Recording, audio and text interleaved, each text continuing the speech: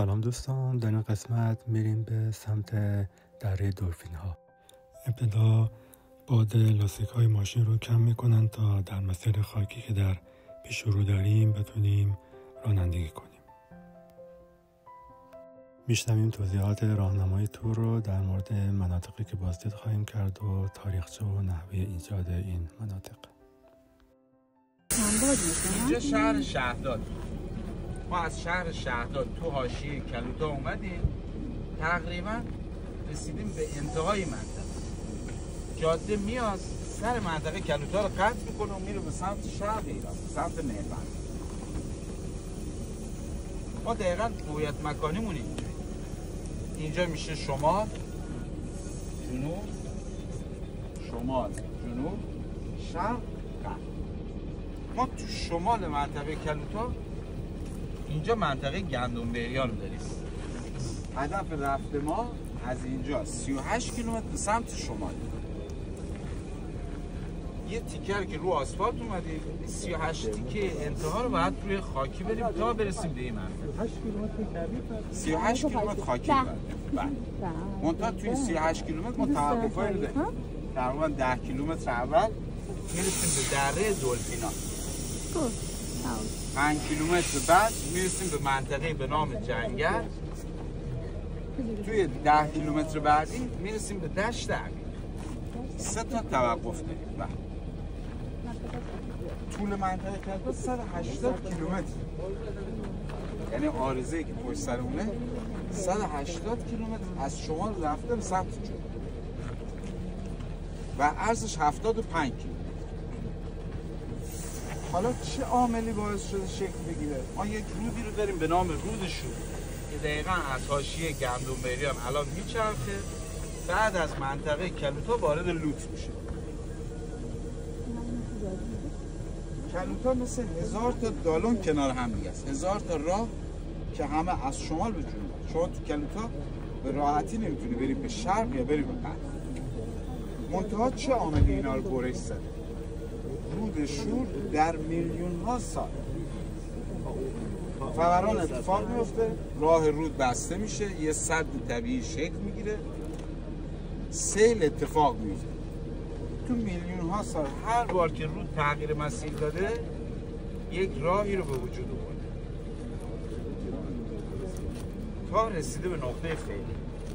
یعنی ما در اصل الان میبینیم امروز رودی رو میبینیم که عامل شکل گیری کلوتا. منتها ما اینو نمیدونیم، یعنی نمیتونیم به قطع یقین بگیم آیا این رود به صورت دائمی اینجا در حال حرکت بوده یا اینکه این سیل در لحظه اتفاق افتاده برای این شکل. منتها عامل سیل یک مقداری منطقی تره. چرا؟ چون سال 97 همین اتفاق افتاد، رودخونه طغیان کرد و ما روی جاده آسفالت شاهد شکل‌گیری یه دریاچه بودیم. یه حجم زیادی از آب اومد و راه خودش پیدا کرد به این نقطه. منتها بر اساس مسیل فعلی، مسیل‌های قبلی ما نشون میده که این آب توی کلوتا چرخیده برام.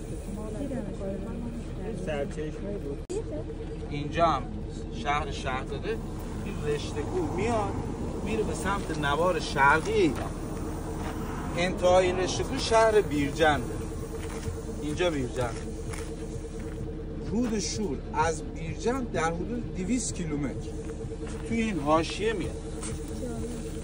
زمانی که میرسه به گندم بریان تغییر مسیر. نقطه‌ای که الان هست اگر فرض اون به این باشه که این منطقه کلوتاست، عین آینه ما یه منطقه رو داریم به نام یلان. اینجا دیگه فقط رمل‌های شن. منتها اینا دقیقاً قرینه هم دیگه. عین یه دونه آینه. چه چیزی این کویر رو خاص کرده؟ گفتیم دیشب گفتیم یکی فرسایش‌ها، دوم رکوردایی که ما داریم.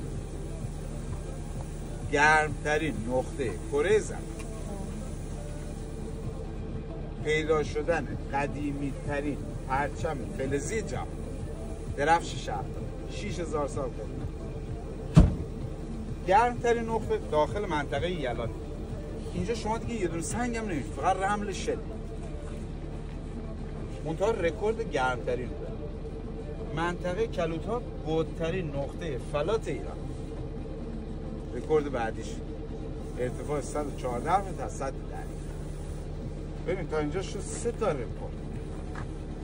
طولانی ترین رود کویری ایران 200 کیلومتر رود شد و رود دامن جاری. ما امروز چیزی که میبینیم در حدود 8% از لوت عزیزی.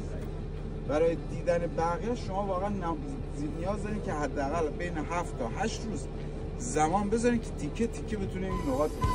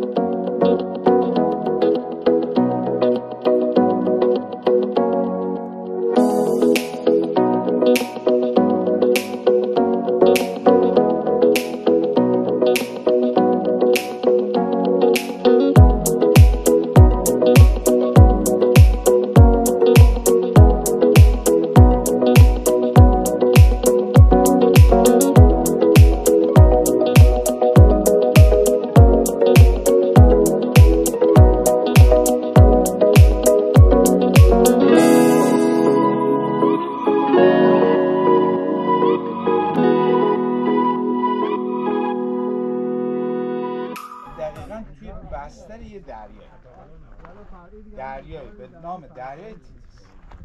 این دریا کی وجود داشته؟ زمانی که روی زمین 2 تا خشکی بیشتر نبود. جایی که الان روسیه است به نام اوراسیا و جایی که افریقاست به نام اوگواندا.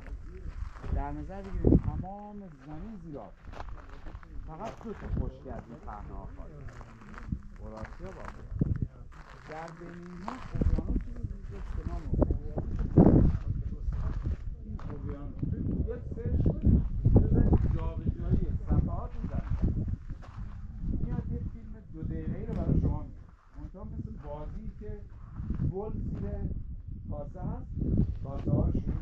جابجا کردن برای اینکه گل رو گم کنیم. دقیقاً صفحات سالی میتون ها که عددی که بکنیده بین 250 تا 450 متر سال قبل صفحات شروع جابجا و بعد در اثر اتصال 3 نقطه به هم دیگه، یعنی ایران ما ترکیبی از 3 نقطه مختلف جهان، 3 نقطه میرسن به هم میشه فلات ایران. بخشی از این آب اینجا گرفتار میشه.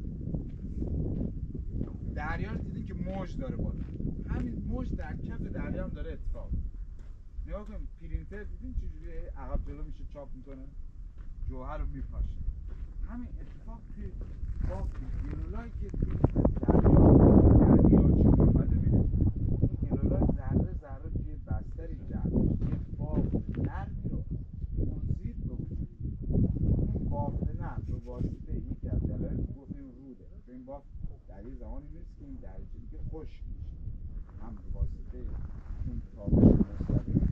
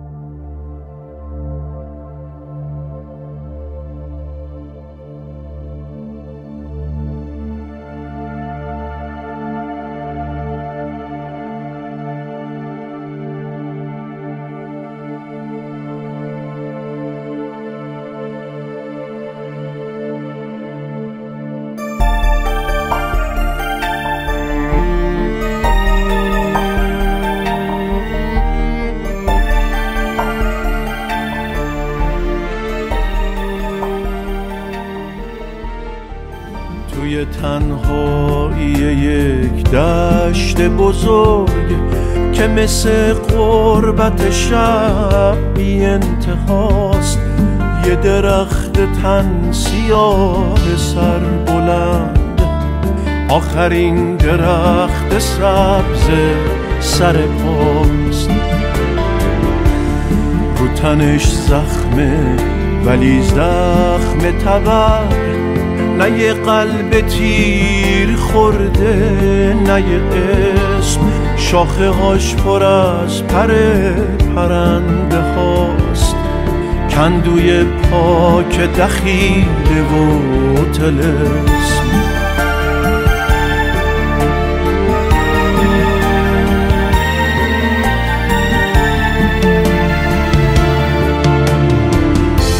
چه پرنده ها که تو جاده کوچ مهمون صفه سبز اون شدن، چه مسافرا که زیر چتر اون به تن خستگیشون خبر زدن تا یه روز تو اومدی بی خستگی با یه خرجین قدیمی قشنگ با تو نه سبز نه آینه بود نه آب یه تبر بود با تو با اهرم سنگ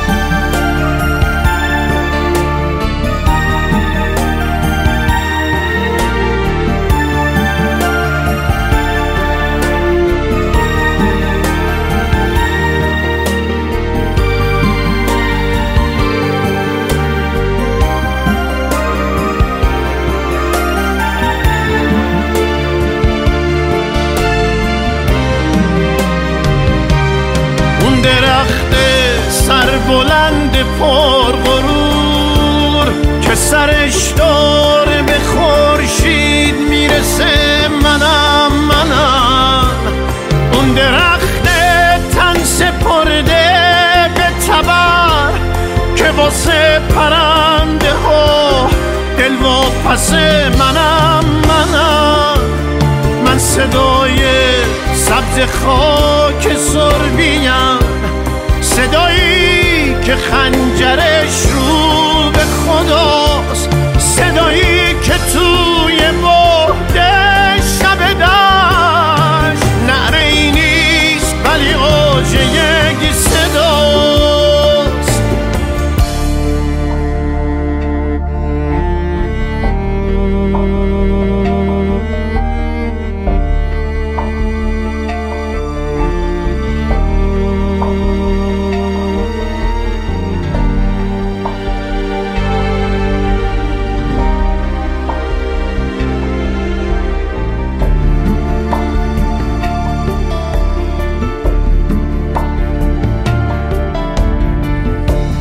رقص دست نرم تی تبر به دست با هجوم تبر گشنه و سخت آخرین تصویر تلخ بودنه توی ذهن سبز آخرین درخت حالا تو شمارش ثانیه خام کوبه های بی امونه تبری که دشمن همیشه این درخت محکم و تناوره